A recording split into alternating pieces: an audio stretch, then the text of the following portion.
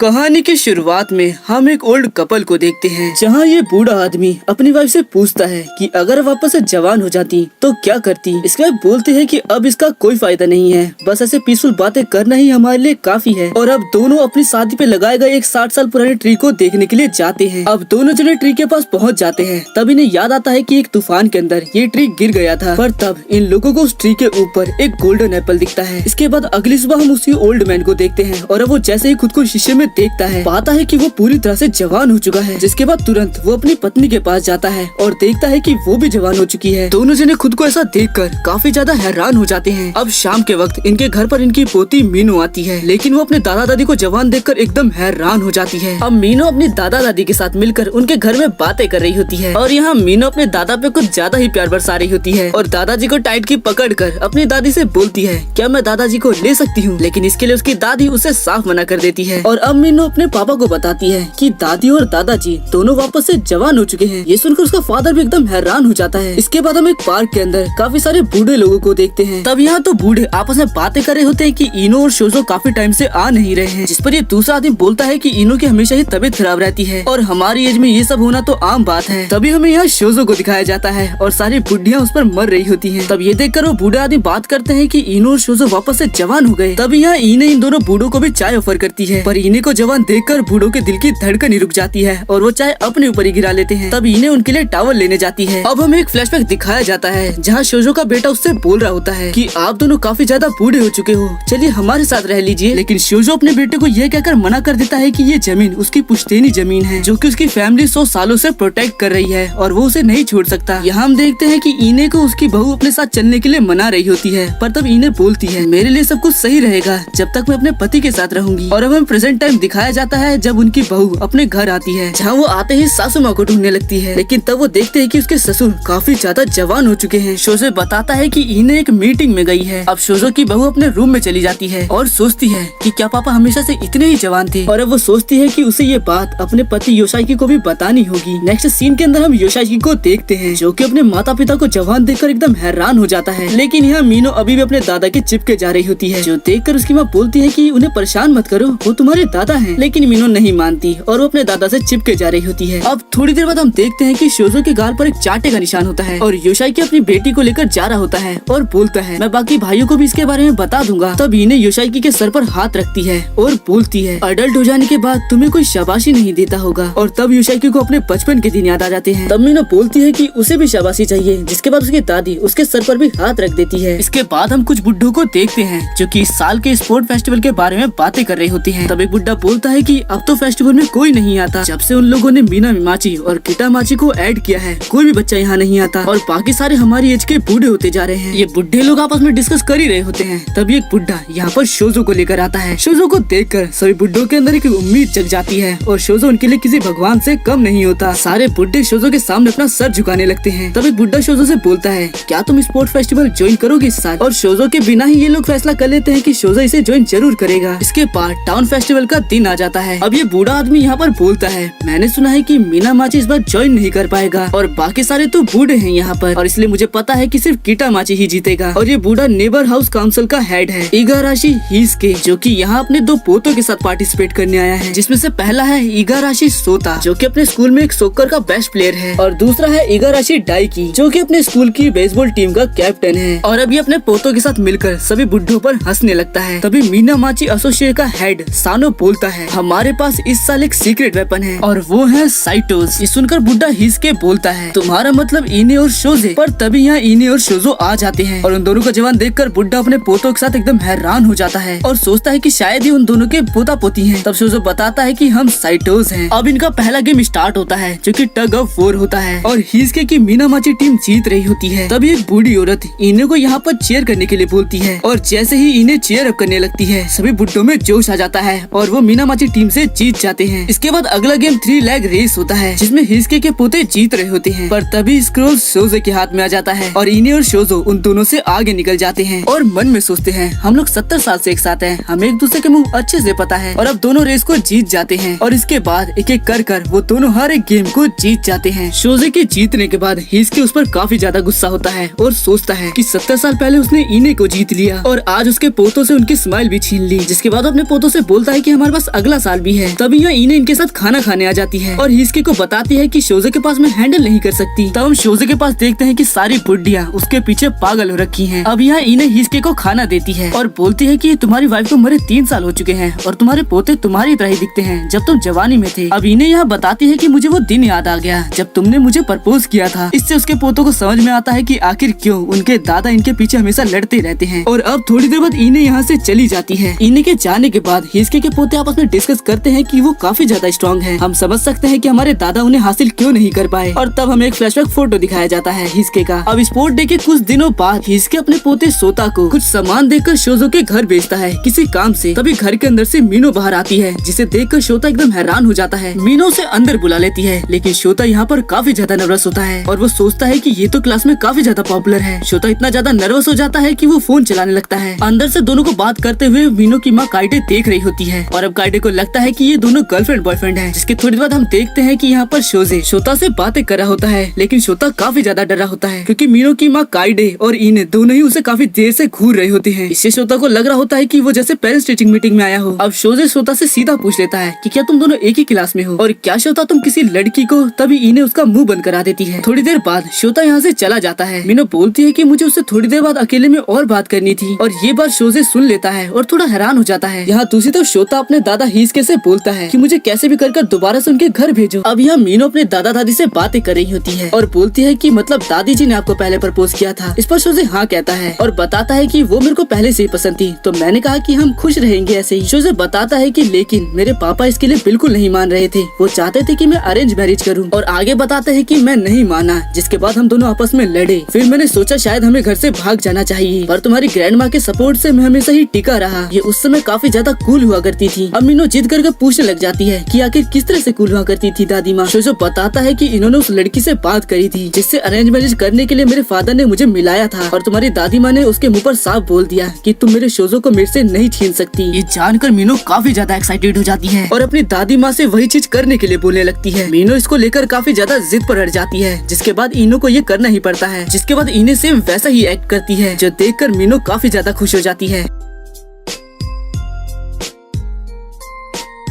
अगली सुबह गार्डन से जाते हुए हम दो लड़कों को देखते हैं। तभी उन दोनों की नजरें इने पर पड़ती हैं और इने को देखते ही वो दोनों शर्माने लग जाते हैं और एक दूसरे से बातें करते हुए बोलते हैं क्या माल है यार, आखिर ऐसी लड़की यहाँ क्या करती है। लेकिन अब इन दोनों को क्या पता कि ये लड़की तो असल में एक बूढ़ी औरत है। खैर तभी यहाँ पर शोजे आता है और इने को अपने साथ गाड़ी में बैठाकर ले जाता है और ये देखकर उन दोनों लड़कों का दिल टूट जाता है। अब हमें एक फ्लैशबैक दिखाया जाता है जिसमें शोजो न्यूज़पेपर के अंदर लड़कियों की ड्रेसेस देख रहा होता है और हम प्रेजेंट टाइम देखते हैं जहाँ शोजो अभी भी न्यूज़पेपर पढ़ रहा होता है। तब इने उससे पूछती है कि क्या कहीं वो बाहर गया था और तभी इने अपने पास एक लिफाफा देखती है और जैसे ही इने उसे खोलती है उसे एक व्हाइट कलर की ड्रेस मिलती है जो देखकर वो काफी ज्यादा खुश हो जाती है और शोजे को पीछे से हग कर लेती है। इसके बाद दोनों टीवी पर एक रोमांटिक सीरीज देख रहे होते हैं जिसमें लड़का रोमांस करते हुए लड़की को किस करने लगता है और ये देखकर शोजो भी इने के साथ रोमांस करने लगता है। पर तब इने शोजे के सारे रोमांस पर पानी फेर देती है और बोलती है मुझे कुछ भी वैसा फील नहीं हो रहा और ये शायद इसीलिए हो रहा है क्योंकि वो दोनों एक दूसरे के साथ 70 सालों से हैं और शायद इसीलिए इन चीजों से अब उन्हें फर्क भी नहीं पड़ता। खैर अब शोजे यहाँ से जाने लगता है पर तब इने को रियलाइज होता है कि उसकी दिल की धड़कनें सच में बढ़ गई थी। अब रात में हम देखते हैं कि इने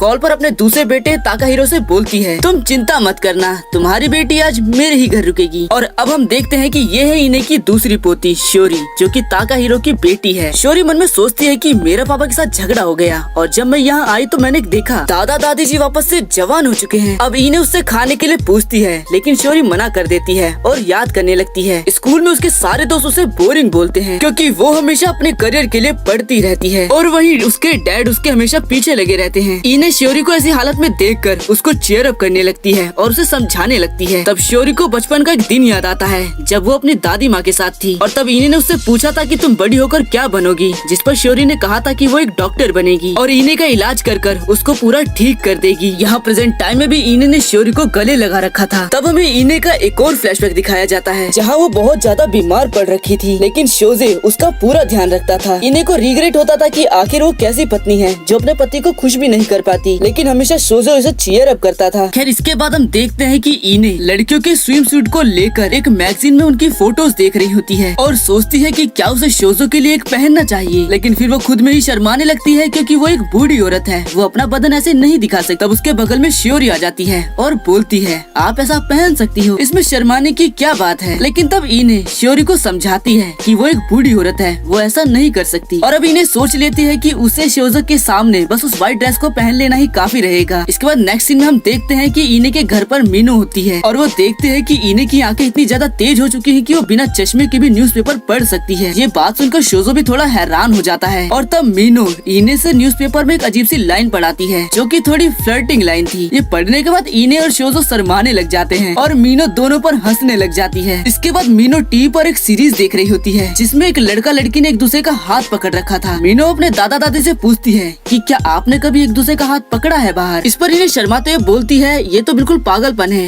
ये कुछ ऐसा है कि आप पूरी दुनिया को बता रहे हो कि आप किसी को डेट कर रहे हो। और अब वो दोनों सोचते हैं कि बूढ़े में एक दूसरे का हाथ पकड़ना एक दूसरे को सहारे देना जैसा है, लेकिन जवानी में ये कुछ ऐसा है कि आप सबको बस शो कर रहे हो। इसके बाद हम देखते हैं कि इने और शोजो मार्केट से घर की तरफ आ रहे होते हैं। तब शोजे ये नोटिस करता है कि इने ने अपने एक हाथ में ग्लव्स नहीं पहना है और ये बात वो इने से पूछ भी लेता है, जो सुनकर इन्हें शर्माने लग जाती है। तब उसे शर्माता देखकर शोजो भी समझ जाता है और शर्माने लग जाता है और अब वो अपना लेफ्ट हैंड नीचे कर लेता है और तब इने उसका वो हाथ पकड़ लेती है और दोनों खुशी खुशी घर की तरफ चले जाते हैं। अब अगले दिन इने और शोजो अपने बेटे ताकाहिरो के क्लिनिक पर आते हैं। दोनों को जवान देखकर ताकाहिरो एकदम हैरान हो जाता है और अब वो अपनी मदर का चेकअप कर दोनों को घर भेज देता है। अब दोबारा से हमें एक फ्लैशबैक बताया जाता है जहाँ पता चलता है कि इनो के लंग्स में कैंसर पाया गया है। ताकाहिरो बताता है कि वो डॉक्टर इसीलिए बना था ताकि वो अपनी मदर का इलाज कर उन्हें ठीक कर सके, पर आखिर में वो बस अपनी मदर को एक अच्छे डॉक्टर को ही दिखा पाया। उसकी सारी पढ़ाई वेस्ट हो गई। और अब प्रेजेंट टाइम में हम देखते हैं कि ताकाहिरो रो रहा होता है और अपनी मदर के लिए काफी ज्यादा खुश होता है क्योंकि अब वो पूरी तरह से ठीक होती हैं। तभी हमें दोबारा से फ्लैशबैक दिखाया जाता है जब इने और शोजो ने मिलकर वो ट्री लगाया था, लेकिन कुछ दिनों बाद एक तूफान में वो ट्री टूट गया। लेकिन अपनी मेहनत से इने और शोजो ने जैसे तैसे कर उस ट्री को खड़ा कर दिया। इसके बाद हमें वो वाला दिन दिखाया जाता है जब उन्हें गोल्डन एप्पल मिला था। इने शोजो उस एप्पल को घर लाकर काट कर खा लेते हैं। तब रात में वो ट्री बोलता है इस जिंदगी के लिए आपका शुक्रिया। ऐसा बोलकर वो ट्री खत्म हो जाता है। इसके बाद हमें इने को उसके सपने में दिखाया जाता है। इने अपने सामने एक आग ग्लास को देखती है और वो उसके ऊपर ही आने लगता है। और अब अगली सुबह इनो अपने सपने के बारे में शोजो को बताती है। शोजे बोलता है कि उसने भी यही सेम चीज देखी। अब शोजे इने को सरप्राइज करते हुए बताता है कि आज उनकी वेडिंग एनिवर्सरी है। इस पर इने उससे पूछती है कि क्या कुछ स्पेशल खाना चाहोगे, जिस पर शोजे साफ मना कर देता है। लेकिन जब इन्हें किचन में देखती है तो वहाँ उसे एक केक मिलता है जो कि शोजे ने उसके लिए सरप्राइज रखा था और अब वो दोनों इस केक को खाते हैं। अब अगले दिन घर की सफाई करते वक्त शोजो अपने स्कूल के बारे में बताने लगता है कि मिडिल स्कूल के बाद उसे स्कूल को छोड़ना पड़ा। तब इने भी अपने स्कूल के बारे में बताती है कि वो जापान में गर्ल्स स्कूल के अंदर थी, लेकिन अब वो इने के लिए एक सपने की तरह है क्योंकि वॉर के बाद सब कुछ बदल गया था। वॉर के बाद इने को वापस अपने गाँव में आना पड़ा। इने को खेतों में काम करना बिल्कुल ही पसंद नहीं था, लेकिन जब वो शोजे से मिली उसकी जिंदगी बदल गई। अब कुछ देर बाद यहाँ श्योरी इन दोनों से मिलने आती है और साथ में शोजो के लिए एक गेम भी लाई होती है जो कि उसके फादर ने उन्हें देने के लिए कहा था। ये गेम एक ज़ॉम्बियों का गेम था जिसे देखकर शोजो थोड़ा हैरान था। शोजे इनो को ये गेम खेलता देखकर श्योरी को लगता है कि शायद ये लोग इस गेम को ना झेल पाए, पर हम देखते हैं कि थोड़ी देर में ही शोजो सारे ज़ॉम्बीज को शूट करने लग जाता है और इन्हें चैन शो से सारे ज़ॉम्बीज को काटने लग जाती है और ये देखकर श्योरी एकदम हैरान हो जाती है। और कुछ देर बाद इने और शोजो पूरी गेम को ही खत्म कर देते हैं। अब शाम होने पर यहाँ पर मीनो भी आ जाती है और श्योरी को घर में देखकर उससे चिपकने लगती है, लेकिन श्योरी उससे खुद से दूर हटाने लगती है। मीनो बोलती है कि क्या तुम भूल गई, हम दोनों तो बचपन में साथ में खेला करते थे और अभी भी भले ही हम दोनों एक ही स्कूल में जाते हैं, लेकिन मैं तुम्हें देख ही नहीं पाती। मीनो अब श्योरी से पूछती है कि क्या तुम ग्रैंडपा और ग्रैंडमा से प्यार नहीं करती। अब श्योरी जैसे ही इस पर हाँ करती है तभी यहाँ पर शोजो आ जाता है और वो श्योरी की बात का कुछ अलग ही मतलब समझ लेता है। तब श्योरी ग्रैंडपा को समझाने लगती है। रात में शोजो को वापस से वही सपना आता है। उस आग ग्लास को देखकर सोचने लगता है कि आखिर ये कैसा सपना है जो कि इने को भी आता है। हम जब से जवान हुए हैं हमें हर रोज ये सपने आते हैं। अभी लाइफ में काफी कुछ ऐसा बचा है जो मुझे इने के साथ करना है। तभी गलती से शोजो से वो आग ग्लास दूर गिर जाता है और अब वो इने को उठाने लगता है और उसे बताता है कि मैं वापस से बूढ़ा हो गया। ये देखकर इने भी थोड़ा हैरान हो जाती है, पर अब शोजे सोचने लगता है कि शायद इने को मैं जवान ही पसंद था। पर तब इने उससे बोलती है मैंने तुम्हारी जवानी या तुम्हारे बुढ़ापे से प्यार नहीं किया था, मैंने सिर्फ साइटो शोजो से प्यार किया था। ये सुनकर शोजो को रियलाइज होता है कि उसकी बातें उसका इने के साथ बिताए गए समय की डिसरिस्पेक्ट करना जैसा है और अब वो इने से कहता है हम दोनों ट्रिप पर जरूर जाएंगे। अब इने और शोजो दोबारा से अपने बेटे ताकाहिरो के पास जाते हैं। ताकाहिरो दोनों को देखकर सोचता है कि आखिर आप दोनों की बॉडी के साथ ये हो क्या रहा है, लेकिन यहाँ हम देखते हैं कि शोजो की बॉडी अभी भी जवानों जैसी होती है। अब ताकाहिरो इने को बताता है कि शोजो की हेल्थ बिल्कुल ठीक है, लेकिन इने अभी अपनी 20s में है और अगर ऐसा ही रहा तो वो लोग नहीं जानते कि इने कब तक जिंदा रहेगी। अब बाहर इने इसके बारे में सोचने लग जाती है कि अगर वो ऐसे ही और जिएगी तो उसके पति तो कब के मर जाएंगे और उससे पहले उसके दोनों बेटे भी मर जाएंगे। अब शाम को हम मीनो को देखते हैं जो कि अपनी फैमिली के साथ अपने ग्रैंडपा और ग्रैंड माँ से मिलने आई होती है। शोजो को अपनी बॉडी पे काफी ज्यादा भरोसा होता है और अपनी स्ट्रेंथ को चेक करने के लिए वो अपने बेटे से पंजा भी लड़ाता है। उसका बेटा बोलता है कि अगर आप जीत गए तो आपकी ट्रिप पर मैं आपके लिए कुछ स्पेशल करूंगा। ये सुनते ही शोजे अपने बेटे को एक बार में ही हरा देता है। अब इन्हें शोजो के साथ एक दुकान में सामान ले रही होती है। शोजे देखता है कि सभी लोग उन्हीं को देख रहे हैं और अजीब अजीब सी बातें कर रहे हैं। वो बातें सुनकर शोजे इन्हें से थोड़ा दूर हट जाता है। इन्हें इसको नोटिस कर लेती है और वो समझ जाती है। तब यहाँ एक सेल्समैन आकर शोजे से बोलता है कि आप अपनी पोती के लिए कुछ खरीदने आए हैं, लेकिन तब इन्हें आगे आकर बोलती है कि ये मेरे पति हैं। और इसके बाद जब वो लोग घर जा रहे होते हैं तब शोजे इन्हें से माफी मांगने लगता है। अब घर पे शोजे देखता है कि इन्हें का फेवरेट मैमडाई शिगुर रखा हुआ है, लेकिन वो खा नहीं रही क्योंकि जब से वो दोनों जवान हुए हैं वो दोनों साथ में ही खाते थे, लेकिन अब शोजो नहीं खा सकता क्योंकि उसे डायबिटीज होने का डर है। पर पता नहीं इन्हें क्यों नहीं खा रही और अब शोजे इन्हें से पूछ भी लेता है। इन्हें बोलती है कि वो बाद में खा लेगी और अब रात में शोजे के सो जाने के बाद इन्हें वो खा रही होती है और सोचती है कि ये चीजें मुझे शोजो के सामने नहीं खानी चाहिए। पर तभी पीछे से शोजो आ जाता है और बोलता है तुम्हें खाते देखना मेरे लिए बेस्ट मेडिसिन है। जिसके बाद दोनों खुशी खुशी खाने लगते हैं। अब हमें इन्हें अपना फ्लैशबैक बताती है कि जब उसके पेरेंट्स गुजर गए थे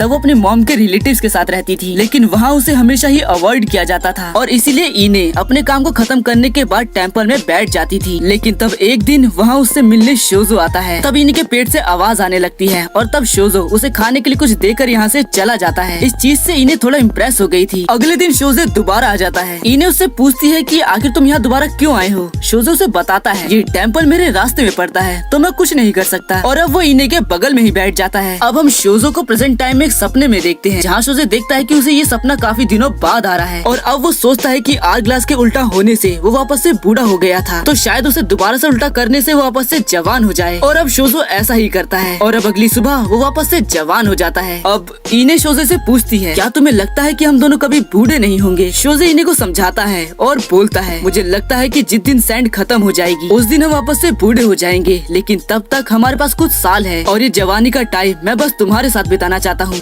अब अगली सुबह हम गार्डन में उन्हीं दोनों लड़कों को देखते हैं। तब इन्हें उन दोनों को रोककर उनसे बोलती है कल इस गार्डन में केमिकल छिड़का जाएगा तो प्लीज यहाँ से मत आना कर। ये बताने के लिए वो लड़के इन्हें का शुक्रिया करते हैं। तभी शोजे यहाँ पर केमिकल छिड़कने वाला ट्रक ले आता है जो कि दिखने में बिल्कुल बच्चों की गाड़ियों जैसा है। नेक्स्ट सीन में हम शोजे को हिस्के के घर पर देखते हैं और हिस्के अपने पोते शोता पर गुस्सा कर रहा होता है क्योंकि हिस्के ने अपनी मदद करने के लिए शोता को किसी को बुलाने के लिए कहा था, पर शोता तो यहाँ पर उसके सबसे बड़े दुश्मन को ही ले आया। पर अब हिस्के कुछ नहीं कर सकता। अब तीनों मिलकर बिना काम की चीजों को वहाँ से निकालने लगते हैं। तभी उन लोगों को वहाँ पर एक संदूक मिलता है जो देख ही इसके थोड़ा उदास हो जाता है। तब शोजे सोता को बताता है कि ये तुम्हारी दादी का है। हिस्के अब उन दोनों को वहाँ से जाने के लिए बोलता है। अब हिस्के डिसाइड करता है कि वो इसे अपने घर ले जाएगा। अब थोड़े समय बाद शोजे हिस्के से पूछता है कि अब वो स्टोर रूम का क्या करने वाला है, जिस पर हिस्के उसे बताता है कि वो इसे तुड़वा देगा क्योंकि उसके बेटों ने टाउन में घर बना लिया है और वैसे भी यहाँ अब कोई नहीं रहना चाहता। अब हिस्के स्टोर रूम को तुड़वाने के लिए किसी को कॉल करने लगता है। तब यहाँ शोजो शोता से बातें करता है और उससे पूछता है कि क्या वो कभी यहाँ रहना चाहेगा। तब शोता उसे बताता है कि चाहे फ्यूचर में वो कितना भी बड़ा इंसान बन जाए, लेकिन जो कुछ भी वो होगा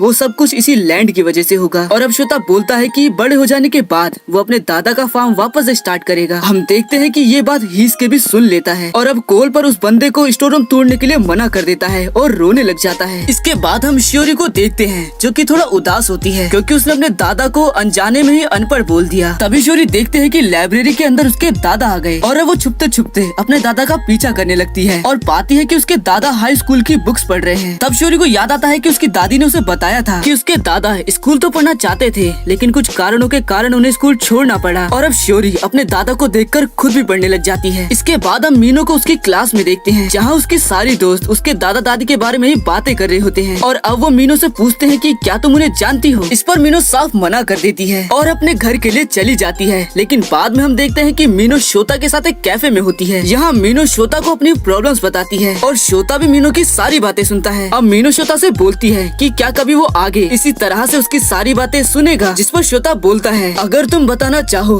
तो मैं जरूर सुनूंगा। शोता के ये बोलते ही मूवमेंट थोड़ा ऑकवर्ड हो जाता है। इसके बाद हम मीनू को अपने घर पर देखते हैं, जहाँ अपने दादा दादी को कल्चरल फेस्टिवल के बारे में बता रही होती है, जहाँ फेस्टिवल के अंदर उसकी क्लास एक कैफे खोलने वाली है और अब वो इन दोनों से आने के लिए पूछती है और ये दोनों मान जाते हैं। और अब हम सीधा कल्चरल फेस्टिवल को देखते हैं, जहाँ शोजे और इने भी आए होते हैं। तभी कुछ बच्चे उनके लिए जूस लाते हैं, लेकिन वो इने के ऊपर गिर जाता है, जिसके बाद वो बच्चे इने को दूसरा ड्रेस देते हैं और हम देखते हैं कि ये तो स्कूल की यूनिफॉर्म होती है। और अब जैसे ही शोजे इने को देखता है तो बस देखता ही रह जाता है। तभी शोजे को अपना वो वाला फ्लैशबैक याद आता है जब उसने इने से पूछा था कि जब इने टोक्यो के गर्ल्स स्कूल में थी तब वो वहाँ पर क्या करती थी। इने ने बताया था कि वो स्कूल के अंदर अलग अलग प्रकार के म्यूजिकल इंस्ट्रूमेंट बजाती थी। और अब प्रेजेंट टाइम में शोजे इने से बोलता है क्या यहाँ पर तुम किसी को पसंद करती हो। इस पर इने साफ मना कर देती है और फिर हंसने लगती है और शोजे को बताती है कि 70 साल पहले भी टोक्यो स्कूल के अंदर किसी ने उसे ऐसे ही अप्रोच किया था और इसीलिए वो अपनी हंसी को रोक नहीं पा रही। अब वो लोग मीनू के कैफे के अंदर होते हैं, जहाँ पर शोता भी होता है। लेकिन यहाँ पर क्लास ए अपने गार्डियन के साथ मिलकर रोमन की शॉप खोलती है, जिस वजह से सारे लोग वहीं जा रहे हैं। कुछ मैन तो यहाँ पर तब भी आ रहे हैं, लेकिन औरतें आती तो ऐसा बोलकर वो शोजो की तरफ देखते हैं। और थोड़ी देर बाद हम देखते हैं कि उनके कैफे के अंदर सारी ओल्ड लेडीज आ रही हैं, क्योंकि यहाँ पर शोजो है और वही सबको सर्व कर रहा है। और ये देखकर क्लास बी के तोते उड़ जाते हैं। अब इन्हें शोजो के साथ मिलकर स्कूल के पुराने स्टूडेंट्स की फोटो देखती है, जहाँ वो हिसके को तो देख लेती है, लेकिन उसे शोजे वहाँ नहीं दिखता। तब शोजे बताता है कि वो आगे पढ़ना चाहता था और तब हमें एक फ्लैशबैक दिखाया जाता है, जहाँ शोजे के फादर उससे बोलते हैं हमारे पास तुम्हें आगे पढ़ाने के लिए पैसे नहीं है और वैसे भी तुम हमारी फैमिली के बड़े बेटे हो, अब तुम्हें काम करना चाहिए। प्रेजेंट टाइम में शोजे इन्हें को बताता है अगर उस दिन शोजे ने ये फोटो खिंचाई होती तो शायद वो इन्हें से कभी नहीं मिलता, क्योंकि जब ये फोटो क्लिक करी जा रही थी उस वक्त शोजे इन्हें के साथ टेम्पल में था। तभी ये दोनों देखते हैं कि इन्हें रिकॉर्ड किया जा रहा है, जिससे दोनों ही शर्मा जाते हैं और यहाँ से चले जाते हैं। अब शाम के वक्त हम शोता को देखते हैं, जो कि मीनो से अपने साथ बोनफायर में जाने के लिए पूछने चाहता है, लेकिन यहाँ मीनो के साथ इने भी है। तभी यहाँ पर शोजो आ जाता है, जिससे शोता एकदम से घबरा जाता है। और अब शोजो मीने को अंदर देखकर सारी सिचुएशन समझ जाता है और अब वो इने को यहाँ से ले जाने लगता है और शोता को बेस्ट ऑफ लक बोलता है। शोता मीनो को बॉनफायर के लिए पूछ लेता है और अब हम उन दोनों को बॉनफायर नाइट में डांस करते हुए देखते हैं। यहाँ इने शोजे से बोलती है कि उसे भी मीनो का डांस देखना है, लेकिन शोजो बोलता है कि हमें बच्चों के मामले में ज्यादा इंटरफेयर नहीं करना चाहिए। अब रात के वक्त इने अपने सपने में होती है, जहाँ उसे याद आता है कि उसे कल गवर्नर पेपर में साइन करना है, इसीलिए उन्हें वापस से अपने असली रूप में आना होगा। और अब जैसे ही वो आग ग्लास को पलटने वाली होती है, उसका पैर अपने कपड़े में फंस जाता है और वो सीधा आग ग्लास से टकरा जाती है। अगली सुबह हम देखते हैं कि शोजो तो वापस से अपने असली रूप में आ जाता है और इने को ग्रैंड माँ कहकर बुलाता है, पर हम देखते हैं कि इने अपने जवानी के रूप में आ चुकी है और उसके बाल भी वापस से ब्लैक हो चुके हैं। इने अपने आसपास की चीजों को देखकर बहुत ज्यादा हैरान होती है और वो रियलाइज करती है कि वो अपने समय से काफी आगे के समय में आ चुकी है और शोजो को देखकर बोलती है कि मैं तुम्हें नहीं जानती, लेकिन मेरा नाम ही इने है। अब सुबह होते होते शोजे इने को सारी बातें याद दिलाने की कोशिश करता है, लेकिन इने को कुछ भी याद नहीं आता। लेकिन अपनी हाथ में वेडिंग रिंग को देखकर उसे ये तो समझ में आ जाता है कि जो भी शोजे बोल रहा है शायद वो सच हो। अब इने शोजो से बोलती है तो तुम्हारे हिसाब से मैंने ही तुमसे शादी के लिए पूछा था, यानी कि मुझे तुमसे प्यार था, तो अब मैं चाहती हूँ कि तुम दोबारा मुझे खुद से प्यार कराओ। इसके बाद शोजे इने को खाना खाने के लिए बोलता है। इने को खाने का टेस्ट बहुत ज्यादा पसंद आता है, जिसके बाद वो लोग पूरा खाना खा लेते हैं। बर्तन धोते वक्त शोजे इने को बताता है कि हम दोनों ने काम को आपस में बांट लिया था। ये सुनकर इन्हें थोड़ा हैरान हो जाती है कि घर का ऑनर ही सारे काम कर लेता है। अब रात होने पर शोजे इन्हें को आर्ट ग्लास के बारे में समझाता है, लेकिन इन्हें को समझ में ही नहीं आता कि आर्ट ग्लास आखिर होता क्या है। शोजो से बोलता है कि तुम बस एक बार सो जाओ, तुम्हें सब कुछ समझ में आ जाएगा। और अब अगली सुबह शोजे भी वापस से जवान हो जाता है, लेकिन वो हैरान होता है कि इन्हें को आर्ट ग्लास का कोई भी सपना नहीं आया। लेकिन यहाँ इन्हें भी शोजे को देखकर एकदम हैरान हो जाती है। अब शोजे थोड़ा उदास हो जाता है, तब इन्हें खुद ये रियलाइज करती है कि शोजे को उदास देखकर वो भी थोड़ा उदास हो चुकी है। अब थोड़े समय बाद शोजे इन्हें को अपनी फैमिली फोटो दिखा रहा होता है ताकि इन्हें को कुछ याद आ सके, पर तभी शोजो को याद आता है कि आज उसकी फैमिली उससे मिलने आने वाली है। इन्हें इस पर बोलती है कि मैं आज ग्रैंड माँ बनने की एक्टिंग कर लूंगी और थोड़ा तुम संभाल लेना। अब मीनो आकर देखती है कि उसकी दादी के बाल ब्लैक हो चुके हैं और अब जैसे ही उनका बेटा योशियाकी कुछ बोलता है, इन्हें अपनी पुरानी टोन में बोलने लगती है, जो सुनकर योशियाकी थोड़ा हैरान हो जाता है। लेकिन तभी शोजे सिचुएशन संभाल लेता है। इन्हें अब मीनो को देखने लगती है और सोचती है कि ये मेरी पोती है, इसके अंदर मेरा ब्लड है, ये कितनी क्यूट है, और उसे टाइट की हक कर लेती है और छोड़ने का नाम ही नहीं लेती। रात में इन्हें को सब्जियां काटना भी नहीं आ रहा होता, तब शोजे बोलता है कि क्या आप ये ये भी भूल चुकी हो। इन्हें बताती है कि उसे घर में नौकर थे खाना बनाने के लिए, और अब वो शोजे से बोलती है कि अगर आपको खाना बनाना आता है तो मुझे सिखाइए। शोजे अब उसे सिखाने लगता है। अब हमें एक फ्लैशबैक दिखाया जाता है जिसमें योशियाकी के फुल मार्क्स आए होते हैं। इससे इने और शोजो दोनों ही बहुत ज्यादा खुश होते हैं। लेकिन यह प्रेजेंट टाइम में योशियाकी का बॉस उसे और भी ज्यादा मेहनत करने के लिए डांटने लगता है, और यही सारी बातें योशियाकी अपने फादर और मदर को बता रहा होता है, और बोलता है कि जल्द ही कंपनी बंद होने वाली है। शोजे बोलता है कि तुम जब चाहो हमारे यहाँ आकर काम कर सकते हो, लेकिन योशियाकी इसके लिए ये कहकर मना कर देता है कि मैं आप पर बोझ नहीं बनना चाहता। तब इने योशियाकी का हाथ पकड़कर उसे समझाते हुए बोलती है, तुम्हारे सीनियर्स बस तुम्हारा फायदा उठा रहे हैं। तुम जब चाहे यहाँ पर आ सकते हो, चाहे तुम जितने भी बड़े हो जाओ, पर तुम हमेशा ही हमारे बेटे रहोगे। और अब थोड़े समय बाद शोजो के यहाँ से जाने के बाद योशियाकी बोलता है, आप मुझे मेरी मॉम नहीं लग रही। ये सुनकर इन्हें एकदम हैरान हो जाती है, और योशियाकी आगे बोलता है, आप मेरी मॉम हो भी, लेकिन पता नहीं आप मुझे लग नहीं रही। पर तब इने उसके सर पर हाथ रखती है। इसके बाद अगले दिन शोजे इने को उसी टेम्पल में लेकर जाता है जहाँ वो दोनों मिले थे। यहाँ इन्हें ये मानने को तैयार नहीं होती कि उसने ही शोजो से अपनी शादी के लिए पूछा था, लेकिन इन्हें बोलती है कि चलो उसी मूवमेंट को क्रिएट करते हैं ताकि मुझे कुछ याद आ सके। और अब वो दोनों सेम मूवमेंट करने लगते हैं और एक दूसरे का हाथ टच कराते हैं। पर तब इन्हें अपना हाथ हटा लेती है और बोलती है, ये तो काफी ज्यादा शर्मनाक है। अब हमें एक फ्लैशबैक दिखाया जाता है जिसमें इन्हें अपनी बड़ी बहन से बोलती है कि क्या मैं आपके पास सो सकती हूँ। और अब प्रेजेंट टाइम में इन्हें अपनी बड़ी बहन के सामने होती है और बताती है जैसे ही उसे अपनी बहन के बारे में पता चला वो दौड़कर यहाँ आ गई, लेकिन इसकी बड़ी बहन को सिर्फ अपनी मदर के बारे में याद है। इन्हें देखते हैं कि उस मूवमेंट से शोजे ने उससे कुछ नहीं बोला है, बस उसके बगल में बैठा है। तब इन्हें शोजो को पकड़ लेती है। आगे इन्हें सबसे बोलते हैं कि मेरी बहन को पियानो बजाना बहुत पसंद है, जिस पर नर्स उसे बताती है कि वो रोज यहाँ आती तो है लेकिन कभी बजाती नहीं है। तब इन्हें अपनी बहन के पास जाकर पियानो प्ले करने लगती है और पास्ट को याद करने लगती है जहाँ उसकी बहन ने उससे बोला था, तुम जो भी प्ले करोगी मैं उसे दोहराऊंगी। और अब अचानक से इन्हें की बहन भी पियानो प्ले करने लगती है। ये देखकर सभी लोग एकदम हैरान हो जाते हैं। इन्हें की बहन बोलती है, मैं नहीं जानती तुम कौन हो, लेकिन तुम काफी अच्छा बजाती हो। ये सुनकर इन्हें रोने लग जाती है और अब दोनों काफी घंटों तक पियानो बजाती हैं। अब इन्हें घर पर अकेले खाना खा रही होती है। इन्हें बताते हैं कि कुछ हफ्ते बीत चुके हैं, लेकिन उसने बस कुछ बेसिक चीजें सीख ली हैं। लेकिन इस समय के दौरान शोजे ने कभी भी उसके साथ गलत बिहेव नहीं किया, और जब वो घर पे नहीं होता तब इन्हें बेचैन हो जाती है। इन्हें बोलती है कि उसे ऐसा फील तो नहीं होना चाहिए था, पर वो चाहती है कि वो जल्दी से घर आ जाए। और तब हिने को धीरे धीरे सब कुछ याद आने लगता है और हम देखते हैं कि आग ग्लास वापस से ठीक हो जाता है। और अब हिने को पूरी तरह से याद आ जाता है कि 16 साल पहले उसने उससे शादी के लिए पूछा था, लेकिन जिन रिलेटिव्स के साथ वो रहती थी उन्होंने उससे मिलने के लिए मना कर दिया। लेकिन जब कुछ टाइम बाद शोजो उससे मिला तो उसने बताया कि उसके फादर के साथ उसकी एक लड़ाई हो गई। इसके कुछ समय बाद इन्हें बीमार पड़ जाती है, लेकिन शोजो उसका इलाज करवाता है और उसके हर हॉस्पिटल के बिल को भी भरता है। इन्हें शोजो से बोलती है कि मेरे साथ रहकर तुम्हें बस दुख ही मिलेगा। इस पर शोजो बोलता है कि मुझे इससे कोई फर्क नहीं पड़ता, मैंने तुमसे प्यार किया है और जीवन के आखिरी छोर तक मैं तुम्हारा साथ दूंगा, मैं हमेशा ही तुम्हें खुश रखूंगा। और अब प्रेजेंट टाइम में इन्हें बोलती है उसने अपने प्रॉमिस को निभाया। तभी शोजो भी घर आ जाता है और इन्हें भागकर उसे हग कर लेती है और उसके बाल भी वापस से व्हाइट हो जाते हैं। अब हम देखते हैं कि इनो और शोजो अपने ट्रिप को प्लान कर रहे होते हैं और तभी वहाँ शोता भी होता है। मीनो ने ही शोता को बुलाया है क्योंकि ग्रैंडपा और ग्रैंड माँ अभी अपने ट्रिप के लिए जापान जाने वाले हैं, लेकिन पहले के हिसाब से और अब के हिसाब से टाइम में काफी ज्यादा डिफरेंस आ चुका है और उन्हें नहीं पता कि कितने घंटे में वो जापान पहुँचेंगे। इसीलिए शोता यहाँ पर ग्रैंडपा और ग्रैंड माँ की मदद कर रहा है। अब ग्रैंडपा यानी कि शोजो शोता को बताता है कि टोक्यो में उसकी बेटी रहती है, लेकिन क्योंकि वो जॉब पर जाती है तो वो इन्हें वहाँ नहीं घुमा पाएगी, इसलिए इन्हें कोई चाहिए जो इन्हें टोक्यो पूरा घुमा दे। और ऐसा बोलकर तीनों के तीनों शोता की तरफ देखने लगते हैं। शोजो डायरेक्ट बोल देता है कि तुम भी मेरे साथ चलो, तो मीनो भी बोलती है कि अगर शोता जाएगा तो मैं भी जाऊंगी, लेकिन शोता बताता है कि शायद उसके दादा उसे जाने ना दे। अब हम देखते हैं कि शोजे हिसके से शोता को ले जाने की परमिशन मांगता है, लेकिन हिसके इसके लिए साफ साफ मना कर देता है। पर तभी यहाँ पर मीनू आ जाती है और अब वो शोता को ले जाने के लिए हिसके से परमिशन मांगती है और मीनू को देखकर वो एकदम से मान जाता है और बोलता है तो मेरा ग्रैंडसन मेरी प्राइड लाया है। दूसरी तरफ इने को देखते हैं जो कि अपने पुरानी दोस्त की शॉप पर जाती है और सामान खरीदती है, पर वो देखते हैं कि शॉप पर तो ज्यादा कस्टमर आते ही नहीं है, लेकिन इने के शॉप से जाते ही धड़ाधड़ कस्टमर आने लगते हैं। और हम देखते हैं कि ये सब कुछ इने की वजह से होता है क्योंकि वो शॉप के बाहर ही खड़ी होती है और उसको देख देख कर लोग अंदर जा रहे होते हैं। अब हमें एक फ्लैशबैक दिखाया जाता है जहाँ शोजे हमेशा ही गाँव के लोगों को टोक्यो छोड़ने जाया करता था। शोजे के पास पैसों की कमी थी और इसीलिए वो खुद को ये मानकर समझा लिया करता था कि टोक्यो उसके लिए नहीं बना है। अब प्रेजेंट टाइम में हम देखते हैं कि योशियाकी इने और शोजो को छोड़ने आया होता है और मीनो को शोता के साथ देखकर शोता को बोलता है मेरी बेटी को कुछ हो ना जाए, और ये देखकर शोता एकदम डर जाता है। अब तभी शोजे और इने एक ट्रेन में चढ़ जाते हैं जो कि गलत ट्रेन होती है। अब शोता इन्हें सही ट्रेन में ले जाता है। मीनो दोनों दोनों से पूछती है कि आखिर आप वापस से बूढ़े क्यों हो गए। शोजो बताता है कि बूढ़े लोगों को डिस्काउंट मिलता है और मैं नहीं चाहता था कि कोई मिसअंडरस्टैंडिंग हो। और अब दोनों ही ट्रेन में सो जाते हैं और जैसे ही टोक्यो पहुंचते हैं ये लोग वापस से जवान हो जाते हैं। अब टोक्यो पहुंचते ही इने और शोजो अपनी बेटी के घर जाने लगते हैं और शोता अपनी नानी से मिलने चला जाता है। अब हम इने की बेटी अकामी को देखते हैं जिसे कॉल पे पता चलता है कि उसके मम्मी पापा आने वाले हैं और अपनी मम्मी की हेल्थ को लेकर थोड़ा परेशान होती है, लेकिन उसे खुद भी कोल्ड होता है। और अब वो अपने बचपन की बातों को याद करती है कि जब उसकी तबीयत खराब हुआ करती थी तो कैसे उसकी माँ उसका ध्यान रखा करती थी। और अब प्रेजेंट टाइम में इन्हें उसके सर पर हाथ रखी होती है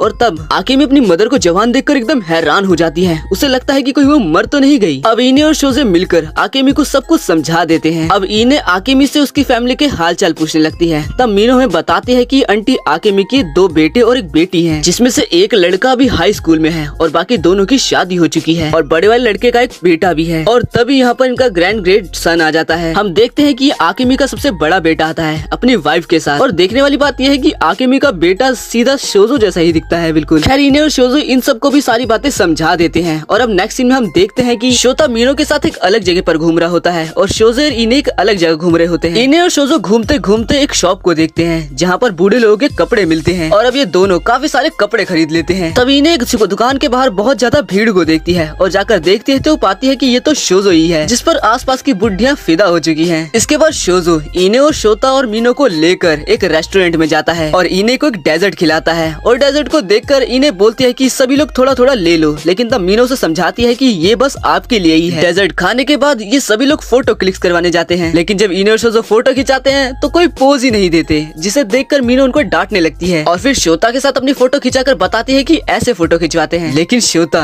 मीनो और अपनी फोटो को साथ देखकर काफी ज्यादा खुश हो रहा होता है। अब इने और शोजो भी सेम शोता और मीनो की तरह ही फोटो खिंचाते हैं और साथ ही कुछ अजीब सा डेकोरेशन भी कर देते हैं और अब ये चारों साथ में काफी अच्छी फोटो खिंचाते हैं। अब हम शोजे को अपने पर नवासे के साथ देखते हैं। शोजे गाँव से अपने नवासे के लिए काफी सारे खिलौने लाया होता है, लेकिन वो काफी ज्यादा पुराने जमाने के होते हैं, इसीलिए उसे देख करके उसके रोने लग जाता है। तभी यहाँ आकेमी का सबसे छोटा बेटा आता है और खिलौने के एक बॉक्स में हाथ देकर के उसके लिए उसका नया खिलौना निकालता है और बताता है कि ये बस इसी से खेलता है। अब शोता बोलता है तो चलो क्योंकि दोनों साथ में इससे खेलते हैं और अगर तुम अपने खिलौने के साथ मेरे खिलौने से जीत जाते हो तो मैं तुम्हें एक नया टॉय दिलाऊंगा। और अब ये लोग गेम स्टार्ट करते हैं और हम देखते हैं कि शोजो काफी आसानी से जीत जाता है और हम देखते हैं कि क्योंकि दोबारा से रोने लग जाता है, लेकिन तब भी शोजो उसको नया टॉय दिला देता है। हम इन्हें को देखते हैं जो कि अपनी बेटी के साथ बर्तन धो रही होती है। तब उसकी बेटी बोलती है कि मेरी शादी के बाद मुझे लगा कि मैं आपसे कभी नहीं मिल पाऊंगी, लेकिन मुझे हर पल आपकी चिंता होती है। और फिर इन्हें को हक कर रोने लग जाती है और तब इन्हें उसके सर पर हाथ रखती है जैसे वो बचपन में हमेशा रखा करती थी। इसके बाद हम श्योरी को इन्हें और शोजे के घर पर देखते हैं और उसे पता चलता है कि वो दोनों कहीं घूमने गए हैं। तब वो वहाँ पास रखे पत्थर के नीचे से चाबी निकाल कर घर कर अंदर चले जाती है और पढ़ते पढ़ते सोचने लगती है कि जैसे वो अभी दादा दादी के साथ रहती है,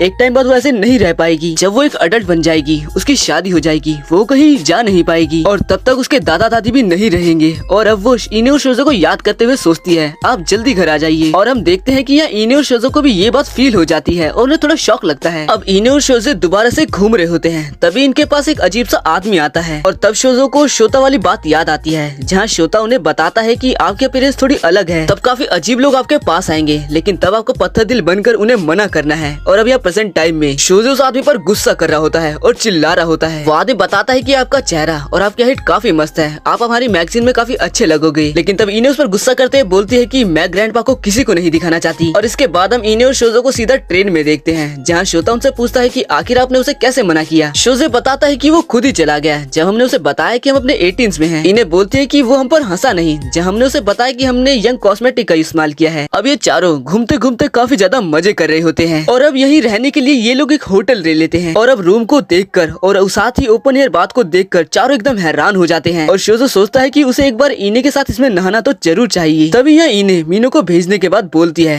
ग्रैंडपा जब बच्चे सो जाएंगे तब। हम शोजे को देखते हैं जो कि ओपन एयर बात में ही नहा रहा होता है और यहाँ शोता भी होता है। अब नहाने के बाद जब ये लोग खाना खाते हैं तो एकदम हैरान हो जाते हैं क्योंकि खाना काफी ज्यादा मस्त होता है। तब शोता सोचने लगता है ये ट्रिप इन लोगों की थी और मैं इनके साथ आकर और ये लोग तो अभी कमरे में नहीं सो रहे। तब मीनो बोलती है तुम यहाँ आए मुझे काफी ज्यादा खुशी हुई। जब हम घूम रहे थे तो काफी सारे लोगों ने मुझसे बात करने की कोशिश करी, लेकिन तुम्हारी वजह से मैं हमेशा रिलैक्स रही। इन्हें भी बोलती है तुम यहाँ आए तभी हम यहाँ पर आ सके। अब शोजे इन लोगों को ड्रिंक पीने के लिए बोलता है और कहता है पहले 1 सिप, फिर 2 सिप और फिर तीसरा सिप। शोता मीनो बोलते हैं ये कैसा अजीब सा तरीका है ड्रिंक पीने का, लेकिन शोजो की ये ड्रिंक वाली बात सुनकर इन्हें एकदम ब्लश करने लगती है। शोजे बोलता है ये अभी प्रैक्टिस के लिए, तुम दोनों को भी समझ नहीं आएगा। खैर इसके बाद हम देखते हैं कि शोता मीनो के साथ सो रहा होता है एक ही रूम में, क्योंकि मीनो ने इने और शोजो को एक साथ सुला दिया होता है। और यहाँ हम देखते हैं कि इने जगी होती है और शोजो सो गया होता है। अब मीनो यहाँ शोता से बोलती है ये हमारा सीक्रेट है, क्योंकि अगर मेरे पापा को पता चला तो वो तुम्हें मार देंगे। शोता बोलता है ग्रैंडपा ग्रैंडमा का हाथ पकड़ना चाह रहे थे लेकिन पकड़ा ही नहीं, वो लोग एक न्यू कपल की तरह है। मीनो तो ये बोलती है क्या होगा अगर उनका एक न्यू बेबी भी हो जाए तो। और अब वो शोता से बोलती है कि उसे ग्रैंडमा बोले, वो ऐसा फील करना चाहती है जैसा ग्रैंडमा फील करती है। और तब शोता बोलता है ग्रैंडमा क्या खाना बन चुका है? तब मीनो भी ग्रैंडमा बनकर बोलती है ग्रैंडपा क्या आप मेरे से शादी करोगे? ग्रैंडमा हमारी ऑलरेडी शादी हो रखी है। मीनो बोलती है कभी कभी वो लोग एक दूसरे को अपने नाम से बुलाते हैं जो कि मुझे काफी ज्यादा अच्छा लगता है। तभी शोता भी मीनो को उसके नाम से बुलाता है और वो ब्लश करने लग जाती है। यहाँ मीनो को देखते हैं जो कि जगी होती है और शोजो सो चुका होता है और सपने में बात के सपने देख रहा होता है। इन्हें बोलती है इसने कुछ ज्यादा ही पी ली। हम शोजो को देखते हैं जो कि सपने में देखता है कि वो इन्हीं के साथ नहा रहा है और अब जैसे उसे टच करने जाता है वो सीधा आग ग्लास को टच कर लेता है और सुबह होते ही इन्हें उसे उठाने लगती है क्योंकि आज उन्हें एक बीच पर जाना है। लेकिन हम देखते हैं कि शोजो तो वापस से बूढ़ा हो जाता है। अब हम देखते हैं कि सभी लोग बीच पर आ जाते हैं। इन्हें ने शोजो की दी हुई वो व्हाइट ड्रेस पहन रखी होती है जिसमें वो काफी ज्यादा खूबसूरत लग रही होती है। सभी लोग बस उसे ही देखे जा रहे होते हैं। तभी यहाँ शोजो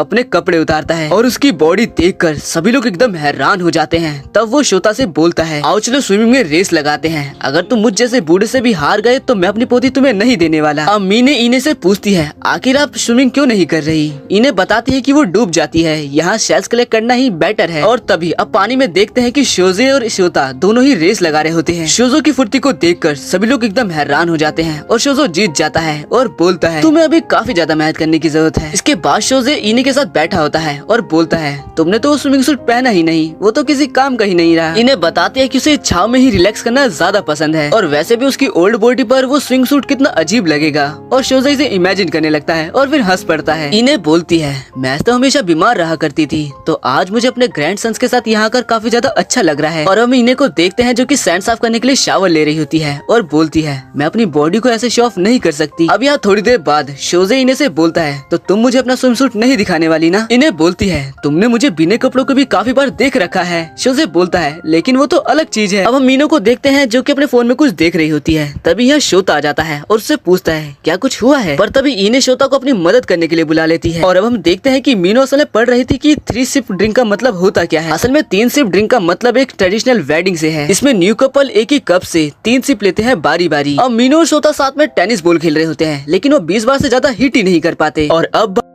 इने और शोजो की और वो दोनों नॉन स्टॉप बस घंटों तक खेलते ही जाते हैं और आसपास खड़े लोग उनको देखकर काफी ज्यादा हैरान हो जाते हैं। इसके बाद इने और शोजो दोनों साथ में बात ले रहे होते हैं और काफी मजे कर रहे होते हैं। अब अगले दिन ये लोग श्राइन जाते हैं। तब इने शोजो से पूछती है आखिर तुम क्या कर रहे हो? शोजो हड़बड़ा जाता है और बहाना देकर यहाँ से चला जाता है। तभी यह मीनो शोता से बोलती है चलो यहाँ पर अपनी विशेष लिखते हैं। दोनों अपनी विशेष लिखते हैं और शोता बताता है कि वो एक सोकर टीम में जाना चाहता है, उसने ये लिखा है। और मीनो से बताती है कि उसके अच्छे मार्क्स हैं, बस उसने यही लिखा है। पर हम देखते हैं कि दूसरी साइड मीनो ने लिखा होता है कि जिस पर्सन को वो लाइक करती है उसके साथ वो यहाँ दोबारा आना चाहती है। अब यहाँ इन्हें शोजो की लिखी हुई विश को ढूंढ रही होती है और उसे वो मिल भी जाता है जिस पर लिखा होता है कि सेफ्टी ऑफ माई फैमिली। लेकिन इन्हें सोचती है कि शायद इसके पीछे उन्होंने कुछ लिखा है और वो जैसे ही पलटती है हैरान हो जाती है। तभी मीनो उससे पूछती है आखिर क्या हुआ ग्रैंड माँ? वो बोलती है कुछ नहीं। यहाँ शोजे सोच रहा होता है कि काश उसे पलटकर ना देखे। और अब हमें दिखाया जाता है कि शोजो ने असल में लिखा था कि मैं अगले जन्म में भी ग्रैंड माँ का ही हस्बैंड बनना चाहूंगा। अब इसके बाद ये चारों एक पेड़ के पास पहुँचते हैं। तभी मीनो इन्हें बताती है कि ऐसा माना जाता है इस ट्री के अगर कोई चक्कर लगाता है तो उसकी उम्र बढ़ जाती है। और ये सुनते ही इन्हें और शोजो इस पेड़ के जल्दी जल्दी चक्कर मारने लगते हैं। मीनो शोता से बोलती है क्या तुम कोई विश नहीं मांगोगे? शोता बोलता है मुझे कुछ नहीं चाहिए। लेकिन तभी मीनो बोलती है कि तुम तब भी कोई नॉर्मल विश मांग सकते हो। और वो दोनों फिर चलना स्टार्ट करते हैं। शोता मन में सोचता है तो एक विश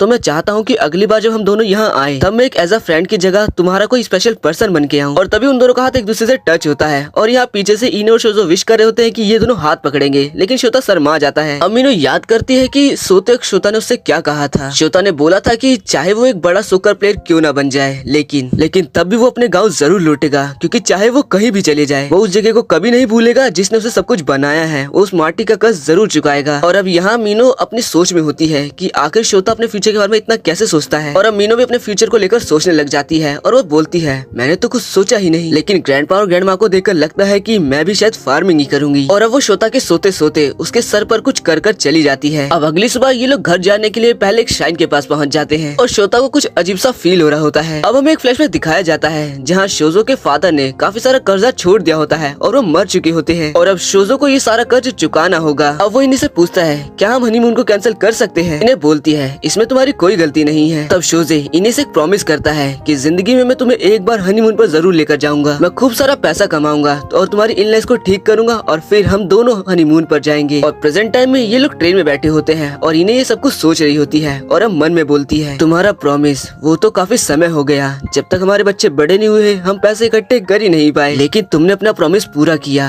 ग्रैंडपा। और फिर वो शोजे का हाथ पकड़ लेती है और अब ये लोग अपने घर भी पहुंच जाते हैं। अब अगले दिन हम एक लाइब्रेरी के अंदर एक लड़के को देखते हैं जो कि कुछ ढूंढ रहा होता है। तभी यहाँ श्योरी आकर उसको उसका लाइब्रेरी कार्ड देती है जो कि वो कब से ढूंढ रहा था। तब श्योरी उसके हाथ में एक बुक देखती है जो कि वापस से बूढ़े से जवान हो जाने के ऊपर की मिस्ट्री के ऊपर होती है। अब ये दोनों साथ बैठ जाते हैं और लड़का खुद को इंट्रोडक्शन देते हुए बोलता है मेरा नाम सातोशी टाकाहाशी है और मैं भी यहाँ पे सेकेंड ईयर स्टूडेंट हूँ तुम्हारी ही फील्ड में। श्योरी अब सीधा उस बुक के बारे में पूछती है जिस पर वो लड़का बताता है कि एक कहानी चली आ रही है कि बूढ़े लोग वापस से जवान हो जाते हैं और ऐसा हमेशा 100 सालों के बाद होता है और अब तक तो कोई जवान हो भी गया होगा। और ये सुनते ही श्योरी को अपने दादा दादी जी याद आते हैं। अब वो लड़का बोलता है तो तुम डॉक्टर बनना चाहती हो क्योंकि तुम्हारे फादर भी डॉक्टर हैं। श्योरी बताती है ये बस आधा रीजन है, असल में मेरे ग्रैंड पेरेंट्स ने मेरी देखभाल करी है और मैं डॉक्टर बन के उनका इलाज कर उनका कर्ज चुकाना चाहती हूँ। सातोशी बोलता है तो तुमने क्या अपने ग्रैंड पेरेंट्स को ये बताया है। श्योरी इसके लिए मना कर देती है और सातोशी बोलता है अगर वो ये सुनेंगे तो सच में रो पड़ेंगे। और हम ऐसा ही देखते हैं यहाँ पर शोजो उसकी ये बातें सुन रहा होता है और रो भी रहा होता है। अब जैसे श्योरी घर पहुँचती है उसके दादा दादी उसे हक कर लेते हैं। अब नेक्स्ट सीन में हम इने के बेटे योशियाकी को देखते हैं और वो बताता है कि आजकल मीनो घर थोड़ी देर से आती है और सवालों के जवाब भी नहीं देती। और ये सुनते ही इन्हें सोचो समझ जाते हैं कि आखिर क्या बात है, लेकिन योशियाकी बोलता है कहीं वो किसी गलत लड़के को डेट तो नहीं कर रही। और मीनो की काफी ज्यादा चिंता करते हुए बोलता है और आजकल का जमाना तो एडवांस भी है, कहीं उसे कुछ हो गया तो, और चिल्लाने लगता है। तभी इन्हें उसे शांत कराती है और बोलती है क्या तुम भूल गए, तुम तो बचपन में उससे भी ज्यादा शरारती थे। फिर योशियाकी बोलता है माफ करना, लेकिन मेरी लड़ाई के बाद जिस नर्स ने मेरी देखभाल करी मैंने उससे ही शादी कर ली। अब इने और शोजो अपने गार्डन में काम कर रहे होते हैं। तभी यहाँ पर वो स्कूल के दो बच्चे आते हैं और उनसे पूछते हुए बोलते हैं यहाँ पे जो ओल्ड कपल थे आखिर वो कहाँ हैं और आप कौन हो। शोजो ने बोलता है कि जो यहाँ पर काम करते थे उनकी तबीयत खराब है और हम उनके रिलेटिव्स हैं, इसीलिए इनका काम संभाल रहे हैं। और ये सुनने के बाद वो बच्चे यहाँ से चले जाते हैं और तब शोजो बोलता है वो हमारी बात पे भरोसा नहीं करते और इसीलिए हमें झूठ बोलना पड़ा। तब इन्हें बोलती है कितने प्यारे बच्चे हैं, इन्हें हमारी चिंता है। और बस इन बच्चों के लिए वो दोनों वापस से बूढ़े हो जाते हैं और जब कुछ दिनों बाद वो बच्चे आते हैं तब इन्हें और शोजो को वापस से देखकर काफी ज्यादा खुश हो जाते हैं। अब हम मीनो को देखते हैं जो कि अपने स्कूल के लिए निकल जाती है और तभी इन्हें को याद आता है कि वो तो अपना लंच भूल ही गई। यहाँ ट्रेन में मीनो बोलती है कि मैं तो अपना लंच भूल ही गई। तब उसकी दोस्त बोलती है कि कैफेटेरिया से कुछ ले लेना, लेकिन तब मीनो याद करती है कि दादी का खाना बहुत दिनों बाद ही मिलता है, महीने में बस एक ही 2 दिन जब मैं उनके घर रहने जाती हूँ। और यहाँ मीनो को देखते हैं जो कि उसका लंच देने के लिए बिल्कुल रेडी हो जाती है और साइकिल लेके निकल जाती है। यहाँ मीनो अपने दादी के बारे में सोचे जा रही होती है और तभी सब लोग देखते हैं कि इन्हें साइकिल चलाते हुए मीनू का खाना देने आई है। तभी मीनू की दोस्त उससे बोलती है नेक्स्ट स्टेशन पर उतर के अपना लंच ले लेना। और अब लंच लेने के बाद सभी दोस्त मीनू से बोलते हैं तुम्हारी दादी तो काफी कमाल की है और उनसे इम्प्रेस हो जाते हैं। अब हम श्योरी को सातोशी के साथ पढ़ते हुए देखते हैं और तब वो याद करती है कि घर पे मीनू ने उससे पूछा था तुम्हारा कोई क्रश है, लेकिन तब श्योरी ने साफ साफ मना कर दिया था। तब मीनू ने उससे बोला था कि आखिर तुम्हें कैसा लड़का पसंद है, क्या तुम्हें ग्रैंडपा जैसा लड़का पसंद है, पर श्योरी ने उस बात का कोई जवाब नहीं दिया था। और यहाँ प्रेजेंट टाइम में श्योरी अब सातोशी से बोलती है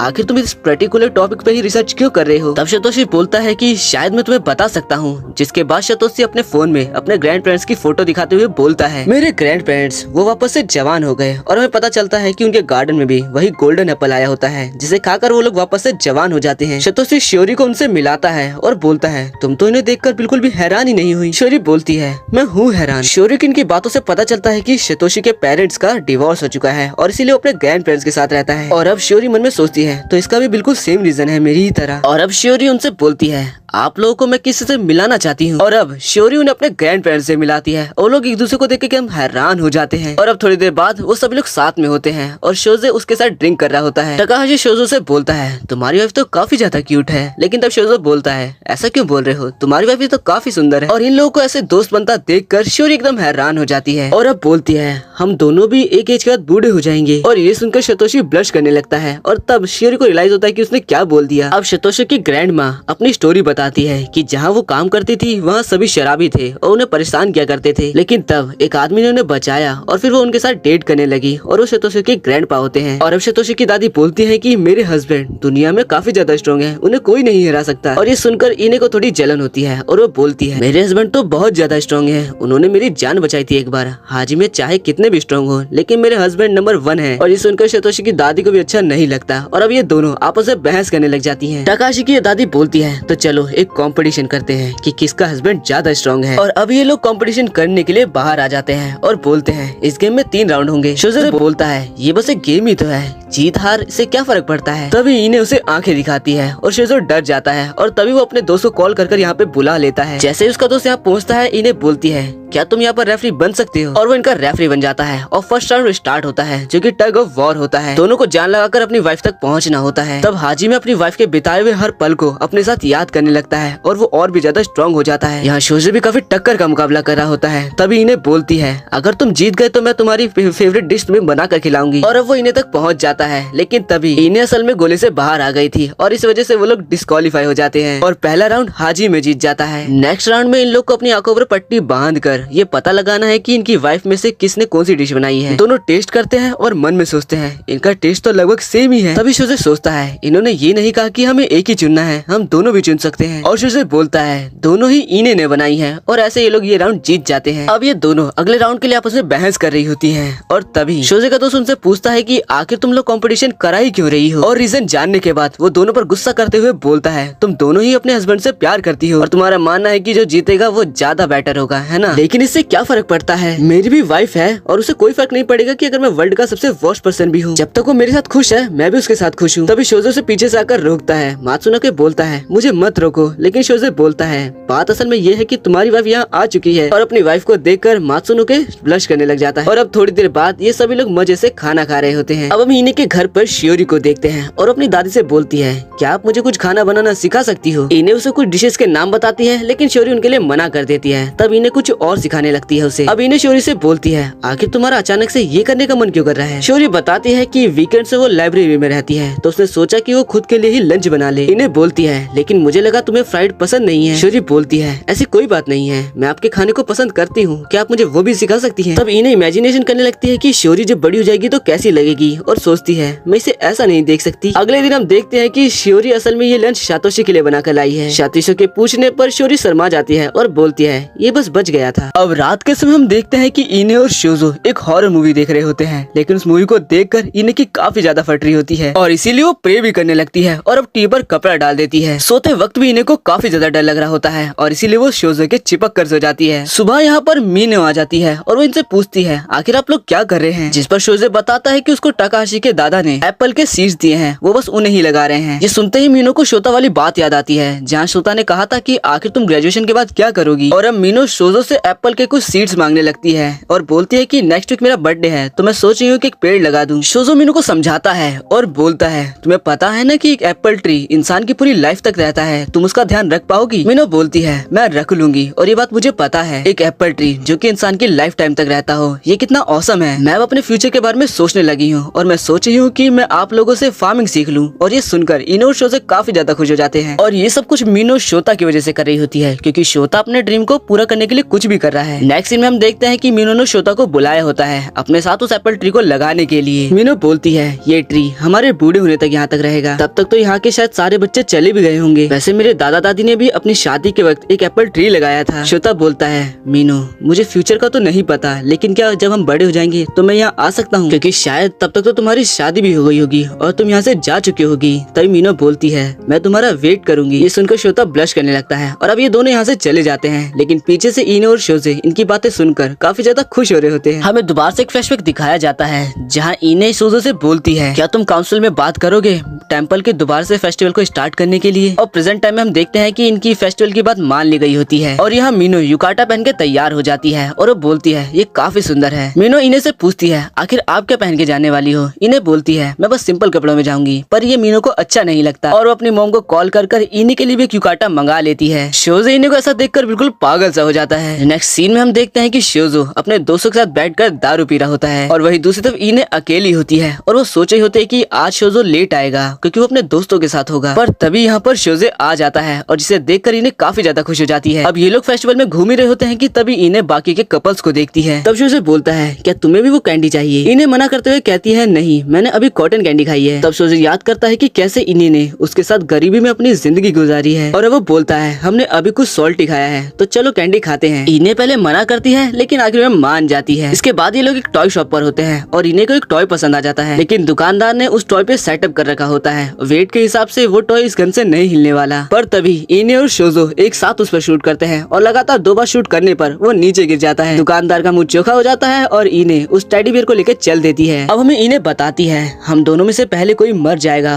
और दूसरे को जिंदगी अकेले काटनी होगी। जिंदगी का एक रूल है और इसे अवॉइड किया नहीं जा सकता। और हम देखते हैं कि इन्हें के सपने में उसकी आर्ट ग्लास की सैंड पूरी तरह से खत्म हो रही होती है और आर्ट ग्लास उसे बताता है कि उसकी लाइफ के कितने दिन उसे बचे हैं। तभी इन्हें उठ जाती है। शोजे पूछता है आखिर क्या हुआ, लेकिन इन्हें उसे कुछ नहीं बताती। तभी शोजे बोलता है क्या तुमने भी वो आवाज सुनी? शोजे बताता है मैंने भी वो आवाज सुनी है, मेरी सैंड वो भी बची है, मेरे पास अभी 1 साल है, तुम्हें नहीं बताना तो तुम मत बताओ। पर इन्हें बताती है मेरे पास बस यही हफ्ता बचा है, मैं 1 महीने पहले से ही डेथ की फीलिंग को फील कर सकती थी और वैसे भी मैं हमेशा ही बीमार रहती थी। मेरा इतना लंबा जीना एक मिरेकल है, लेकिन हर मिरेकल एक दिन एंड जरूर होता है। तब शोजे बोलता है काश कोई मिरेकल हो जाए। और तभी टेम्पल के ऊपर एक रोशनी सी चमकती है और इन्हें और शोजे के सामने एक तराजू आ जाता है। इन्हें को पहले लगता है कि ये सपना है, लेकिन वो पाता है कि ये सपना नहीं है। तभी उसे एक आवाज आती है और वो बोलती है मैं इस टेम्पल की गॉड बोल रही हूँ, मैं तुम्हारी किसी भी विश को पूरी कर दूंगी। शोजे बोलता है लेकिन आप मेरी विश को पूरा क्यों कर रही हो? गॉड बोलती है क्योंकि तुमने मेरे टेम्पल का सालों तक ध्यान रखा तो मैं तुम्हारा कर्ज चुकाना चाहती हूँ। शोजे बोलता है तो क्या आप मेरी वाइफ की लाइफ थोड़े समय तक बढ़ा सकती हो? गॉड बोलती है ये पॉसिबल नहीं है, लेकिन मैं ये कर सकती हूँ कि किसी और की लाइफ इसे दे सकती हूँ। तब शोजे मन में सोचता है मुझे ये बात तुमसे छुपानी पड़ेगी इन्हें, और बोलता है तो प्लीज मेरी आधी लाइफ मेरी वाइफ को दे दीजिए। और अब थोड़ी देर बाद इन्हें उठ जाती है और बोलती है मैं कब से सो रही हूँ? शोजे बोलता है 15 मिनट से। इन्हें बोलती है पता है मैंने सपने में देखा कि मेरी सैंड वापस से आ रही है। शोजे बोलता है यानी कि तुम्हारे पास अभी थोड़ा टाइम और है और तुम्हें नहीं पता कि तुम कब मरोगी। इन्हें बोलती है तुमने सही कहा और अब मैं तुम्हें नहीं बताऊंगी कि मैं कब मरने वाली हूँ। और वो दोनों एक दूसरे से प्रॉमिस करते हैं। तब शोजे मन में सोचता है मुझे माफ करना, लेकिन मैं तुम्हें नहीं बता सकता वरना तुम मुझे कभी माफ नहीं करोगी। जब टाइम आएगा हम दोनों साथ में जाएंगे, तो जब तक के लिए जिंदगी को एंजॉय करते हैं। नेक्स्ट सीन में हम सातोशी को देखते हैं जो कि बता रहा होता है कि एक टाइम इस विलेज में भुखमरी आ गई थी। विलेज के सभी लोग गाँव छोड़कर जाने लगे थे, पर तब कपल ने अपनी लाइफ से भी कीमती सीक्रेट वाटर को ऑफर किया एक जादुई पेड़ को और उनसे विश मांगी, लेकिन उसकी विश पूरी नहीं हुई और वो लोग वहीं बेहोश हो गए। लेकिन उनके उठने पर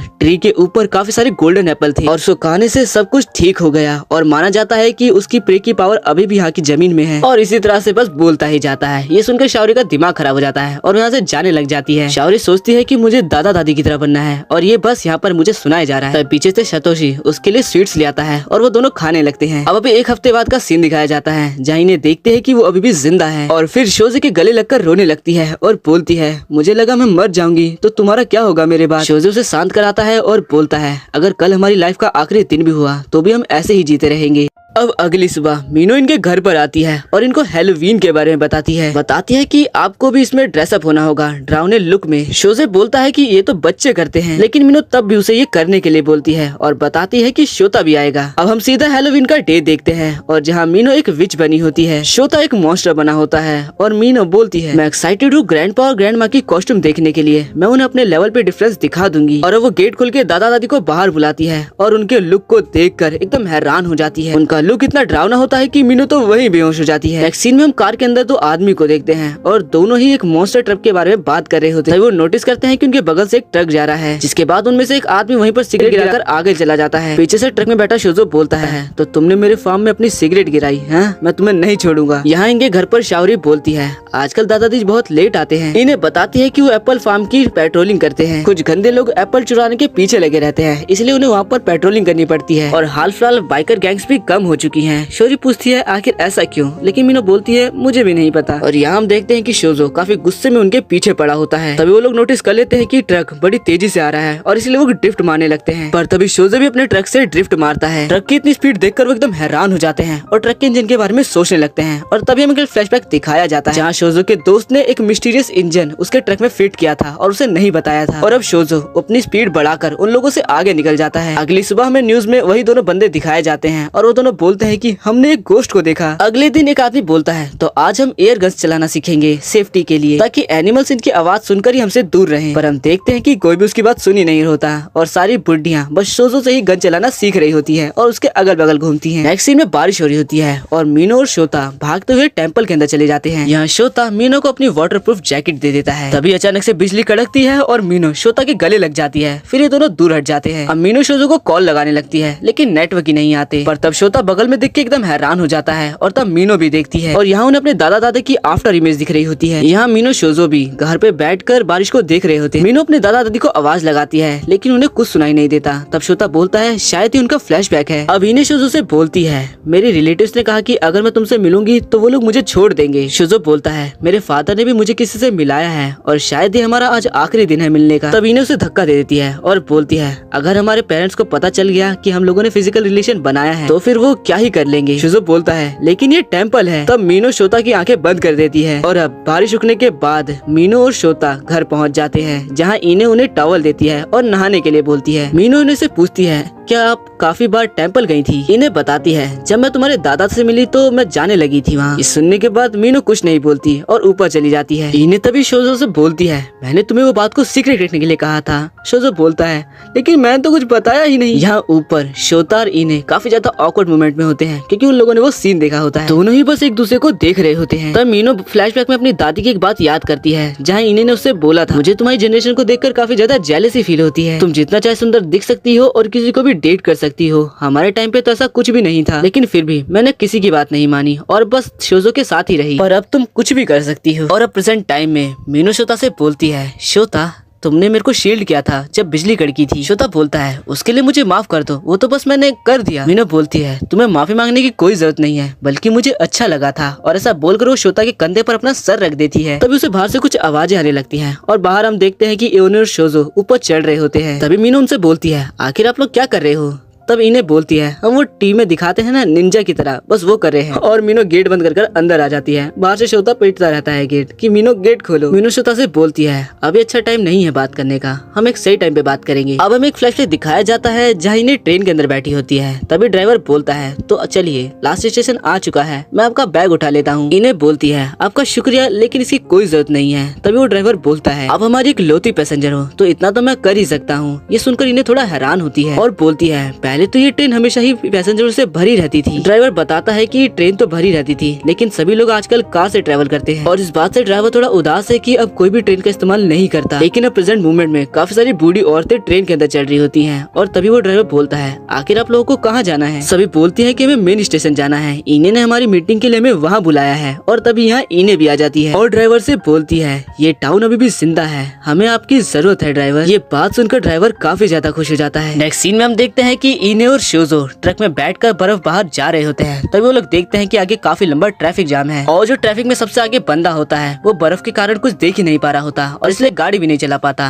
तभी उसके आगे शोजो अपना ट्रक लगा देता है और खुद बर्फ में आगे रास्ता दिखाते हुए ट्रक को चलाने लगता है और सारी गाड़ियां उसके पीछे चलने लगती है। इन्हें तभी बताती है ग्रैंडपा काफी सालों से ट्रक चला रहे हैं, उनकी आंखें कमजोर होने के बावजूद तो इतना तो वो आराम से कर सकते हैं। और पीछे से वो कार वाला खुश होकर बोलता है थैंक यू ट्रक गाय। अब ठंड के वक्त हम देखते हैं कि इन्हें काम कर रही होती है। तभी वो अपना फ्लैशबैक याद करती है कि जब भी ठंड आती थी वो नए ग्लव्स ले लेती थी और उसे काफी ज्यादा ठंड लगती थी लेकिन अब उसमें काफी ज्यादा एनर्जी है और उसे इतनी ठंड भी नहीं लग रही। अब थोड़ी देर बाद यहाँ शोजो आता है इन्हें के लिए नए ग्लव्स लेकर, लेकिन इन्हें को देखकर वो ब्लश करने लगता है। अब वो लोग अपने आसपास की बर्फ को साफ करने लगते हैं और तब इन्हें शोजो से बोलती है ग्रैंडपा अब न्यू ईयर आ चुका है। शोजो बोलता है तुमने सही कहा, अब टाइम आ चुका है न्यू ईयर हम जैसे ओल्ड लोगों के लिए ही है, अपने रंग दिखाने का। अब अगले दिन हम योशिकी को देखते हैं जो कि इनके घर पर काम करने में मदद कर रहा होता है। लेकिन एक्चुअली में बस वो अपनी वाइफ को कूल बनकर दिखा रहा होता है। तभी शोजो उससे बोलता है तुम भी जल्दी हमारे एज के होने वाले हो। और अब थोड़ी देर बाद हम देखते हैं कि इने और शोजे मिलकर उन दोनों को दिखाते हैं कि काम कैसे किया जाता है। तब योशियाकी की वाइफ शोजे की काफी ज्यादा तारीफ करती है। नेक्स्ट सीन में हम देखते हैं कि शोजे ने मीनो के लिए एक स्नोमैन बनाया होता है, जिसे देखकर मीनो काफी ज्यादा खुश हो जाती है और अपने ग्रैंडपा की तारीफ करने लगती है। तभी इने मीनो से बोलती है ग्रैंडपा अपने बच्चों के लिए कुछ भी कर सकते हैं। और तब शोजे मीनो के लिए एक हारामाकी बियर बना देता है, वो भी स्नो से। ये देखकर मीनो काफी खुश होती है। और अब शोजो उससे पूछता है कि कोस्के का फेवरेट कैरेक्टर कौन सा है, जिस पर मीनो उसे एक ड्रैगन की फोटो दिखाती है। और अब आकेमी की फैमिली भी न्यू ईयर बनाने के लिए यहाँ पर आ जाती है और कोस्के अपने फेवरेट ड्रैगन को देखकर काफी ज्यादा खुश होता है। थोड़ी देर में ही इनो शोजो के दोनों बेटे और उसकी बड़ी बहन यहाँ पर पहुँच जाते हैं। हम देखते हैं कि कोस्के मीनो और शोरी और उसकी बड़ी दादी के साथ बैठकर पत्ते खेल रहा होता है। तब यहाँ इने की बड़ी बहन अपने बचपन को याद करने लग जाती है और अब वो भी खेलने के लिए बैठ जाती है और स्टार्ट होते ही काफी तेजी से पत्ते पर हाथ मार देती है और बोलती है मॉम मेरी तारीफ करो। अब इसके बाद रात के समय में सभी लोग एक साथ बातें कर रहे होते हैं। तभी कोस्के शोजे की मसाज करने लगता है, लेकिन जब उसका बड़ा भाई उससे करने के लिए बोलता है तो वो साफ साफ मना कर देता है और अब वो इने के कंधे की मसाज करने लगता है। अब शोजे शोरी को उसका न्यू ईयर गिफ्ट देते हुए बोलता है कि इससे जो चाहे वो खरीद लेना। तभी कोस्के भी अपना गिफ्ट मांगने लगता है। तब शोजे से 500 येन और एक लाइब्रेरी कार्ड दे देता है। लाइब्रेरी कार्ड को देखकर कोस्के काफी ज्यादा उदास हो जाता है। अब इसके थोड़ी देर बाद हम देखते हैं कि सारे बच्चे बैठकर मूवी देख रहे होते हैं और सारे बड़े लोग ड्रिंक कर रहे होते हैं, लेकिन वहीं सारी औरतें अपने घर की बातें कर रही होती हैं और अब सारी रोने लग जाती हैं और इन्हें के गले लग जाती हैं। और अब जैसे ही कोस्के यहाँ पर आता है तो सबको इन्हें से चिपकता देखकर एकदम हैरान हो जाता है और शोरी और मीनू को भी कुछ भी समझ नहीं आता। नेक्स्ट सीन में शोरी इनसे बोलती है मैं हैरान हूँ कि हर साल आप लोग को इतने सारे कार्ड आते हैं। इस पर इन्हें से बोलती है कि ये हमारे सोशल मीडिया की तरह है, इससे हम अपने करीबी लोगों तक अपनी इन्फॉर्मेशन पहुँचाते हैं और खास इन्फॉर्मेशन हमारे सर्वाइव की। अब ये सभी लोग कार्ड्स को चेक करने लगते हैं। तभी शोरी को यहाँ पर शोजे के फैन क्लब का भी कार्ड दिखता है। तब इन्हें उससे बोलती है कि हमें कुछ समझ नहीं आया क्योंकि इस साल काफी कुछ चेंज हो गया, तो हमने ये फोटो ही भेज दी सबको। अब मीनू और शोरी की फैमिली यहाँ से चली जाती है। तब आकिमी कोस्के से बोलती है तो चलो अब हमारे भी घर जाने का टाइम हो गया है, लेकिन कोस्के शोजो को छोड़ता ही नहीं और बोलता है मैं नहीं जाऊंगा, मैं यहीं रहूंगा अपने दादा के साथ। आकिमी उसे समझाती है कि हम नेक्स्ट समर में यहाँ पर जरूर आएंगे, लेकिन तभी वो नहीं मानता। तब उसकी मम बोलती है कि देखो तुम्हारे फादर भी तुम्हारे दादा की तरह हैं, तब तक इनसे काम चला लो। तब इन्हें उसे अपना वो टेडी बियर देती है और बोलती है तुम ये ले जाओ, इसके जरिए हम हमेशा ही तुम्हें देखते रहेंगे। हम तुम्हारी जवाब तो नहीं दे पाएंगे लेकिन तुम्हारी सारी बातें सुनेंगे। और शोजो उससे बोलता है हम हमेशा ही तुम्हारे साथ रहेंगे और फिर वो दोनों प्रॉमिस भी करते हैं। और अब आकिमी की फैमिली भी यहाँ से चली जाती है और शोजे रोने लग जाता है। अब ये दोनों साथ में लंच कर रहे होते हैं। तभी इन्हें शोजो से बोलती है कि आज मीनो आने वाली है एप्पल फार्म को देखने के लिए। और अब हम सीधा मीनो और शोता को देखते हैं जो कि एप्पल फार्म पहुंच चुके होते हैं। अब शोता शोजो के साथ मिलकर काफी सारी ब्रांचेस काटने लगता है। तभी शोजो उससे बोलता है तो आखिर अब मीनो के साथ तुम्हारा कैसा चल रहा है। तभी शोता शर्माते हुए बोलता है सब कुछ ठीक ही है। शोजो बताता है कि मैं जब भी तुम्हारे दादा से मिलता हूँ तो वो बस तुम्हारी शादी की बात करते रहते हैं। यहाँ इन्हें मीनो से बोलती है हमें माफ करना कि आज तुम्हें तुम्हारी छुट्टी वाले दिन यहाँ आना पड़ा। मीनो बोलती है हमें इसमें कोई दिक्कत नहीं है और वैसे भी मैं अपने लगाए गए एप्पल ट्री को देखना चाहती थी। इस पर इन्हें बोलती है यानी कि तुम शोता के साथ इतना लंबे समय तक रहना चाहती हो। और फिर मीनो भी शर्माने लगती है। तभी शोता उसको उसके नाम लेकर बुलाता है। तब मीनो उससे बोलती है शोता मैंने तुमसे कहा था ना कि दादा दादी के सामने मुझे मेरे नाम से मत बुलाना। तभी यहाँ पर शोजो आ जाता है और शोता से बोलता है तो तुम यहाँ का काम संभाल लेना, मैं जाता हूँ अभी। शोता बोलता है ठीक है मैं काम संभाल लूंगा। लेकिन अब शोजो शोता को देखने लग जाता है। शोता को भी अब शोजो को देखकर कुछ अजीब सा महसूस होने लगता है। पर अब इन्हें और शोजो मीनो और शोता पर सारा काम डालकर उनसे बोलते हैं तो हम जा रहे हैं, अगर कोई दिक्कत हो हमें तो बुला लेना। जाते जाते दोनों के चेहरे पर एक अजीब सी स्माइल होती है। अब इन्हें और शोजो एक पेड़ के नीचे आकर बैठ जाते हैं जहाँ इन्हें बोलती है कि मुझे नींद आ रही है। शोजो बोलता है मुझे भी। वैसे इन्हें तुमने क्या शोरी के बारे में सुना। इन्हें बोलती है हाँ मैंने सुना, वो अब मेडिकल कॉलेज के लिए अप्लाई कर रही है और उसके ग्रेड्स भी बढ़ चुके हैं टाकाहाशी की वजह से। शोजे बताता है कि और जब उसके दादा दादी हमारे बेटे के क्लिनिक जाते हैं तो हमेशा ही शोरी के बारे में बात करते हैं। अब इन्हें मन में सोच रही होती है कि वो टाकाहाशी की दादा दादी के घर के बाहर एप्पल रख देगी, वो भी उन्हें बिना बताए। लेकिन ये बात शोजो को पता चल जाती है। इन्हें शोजो से बोलती है कि याकिमी का बेटा भी अब इंडिपेंडेंट हो चुका है जिस वजह से उसके पास ज्यादा टाइम रहता है। इस पर शोजो बताता है कि योकियाशी को भी एक नई जॉब मिल चुकी है और अब वो बोलता है किसी को नहीं पता कि आगे क्या होगा। इन्हें बोलती है हाँ तुमने सही कहा, मैं सोच भी नहीं सकती कि आगे हमारे बच्चों के साथ क्या होगा। शोजो बोलता है वो ठीक ही होंगे। शोजो बताता है वैसे अगले हफ्ते गोल्फ का एक टूर्नामेंट है जिस पर इन्हें बोलती है मैं श्योर हूँ कि मीना माँ की सिटी ही जीतेगी क्योंकि वो काफी ज्यादा मेहनत जो करते हैं। शोजे बताता है नेक्स्ट समर आकेमी की फैमिली दोबारा आएगी। ग्रैंड माँ अगर तुम्हारी कोई एक विश पूरी हो पाती तो आखिर तुम क्या विश मांगती? इन्हें बोलती है मेरी विश ऑलरेडी पूरी हो चुकी है। शोजो बोलता है मेरी भी। वैसे तुम कल क्या कर रही हो? इन्हें बोलती है मैं तुम्हारे साथ रहना चाहती हूँ। और हम देखते हैं कि इन लोगों की सैंड पूरी तरह से खत्म हो जाती है। ये दोनों अब अपने हर करीबी को याद करने लगते हैं, अपने बच्चों को, अपने पड़ोसी को, अपने दोस्तों को।